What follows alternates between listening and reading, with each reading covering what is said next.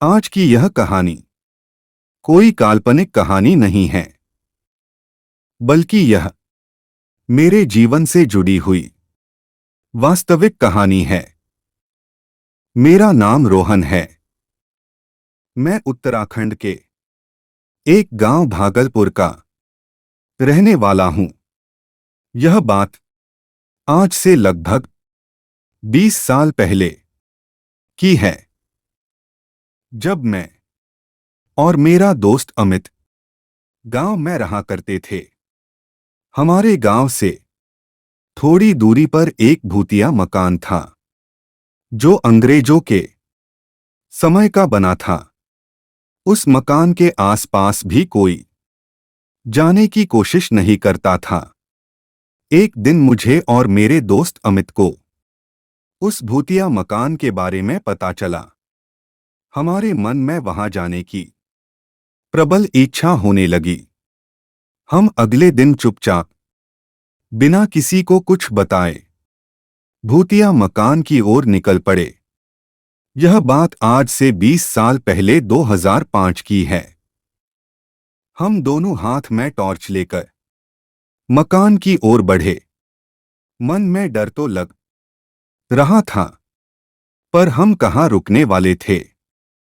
जैसे ही हम भूतिया मकान के बाहर पहुंचे, वहां का नजारा देख हमारे रोंगटे खड़े हो गए। वहां का माहौल बहुत शांत और डरावना था, और मकान के चारों ओर बड़े बड़े पेड़ होने के कारण वहां सूरज की रोशनी भी नहीं पहुंच पा रही थी। डर के मारे हमारी हालत खराब हो चली। फिर भी हम अपना मन शांत कर अंदर को चले गए। दरवाजे पर पहुंचते ही मुझे ऐसा लगा कि कोई मेरे पीछे से अभी अभी गया, पर पीछे मुड़ के देखा तो वहां कोई नहीं था। मुझे लगा कि डर के मारे मेरा वहम होगा। हम अंदर चले गए। अंदर पूरा सामान बिखरा हुआ था। धूल जाले से पूरा मकान डरावना लग रहा था, और देखने में वो भूतिया मकान बहुत बड़ा था। हम अंदर की ओर चले गए। अंदर जाने के बाद हमें ऐसा लगा कि हमारे अलावा भी कोई और अंदर है। हम उसे देखने अंदर को जाने लगे। अंदर जाते जाते हमें पता ही भी चला कि हम कहाँ पहुंच गए। हम यहां वहां देखने लगे, पर हमें बाहर जाने का रास्ता नहीं दिखा। हम बहुत डर गए थे। थोड़ी देर के बाद वहां हमें किसी लड़की की रोने की आवाज सुनाई दी, जो बहुत डरावनी थी। हमारी डर के मारे हालत खराब हो चली थी। हम धीरे धीरे हनुमान चालीसा का पाठ कर रास्ता ढूंढने लगे, और थोड़े समय बाद रास्ता मिल गया और हम वहां से निकल गए। तब तक शाम के 6 बज चुके थे। हम घर गए, खाना खा के सो गए।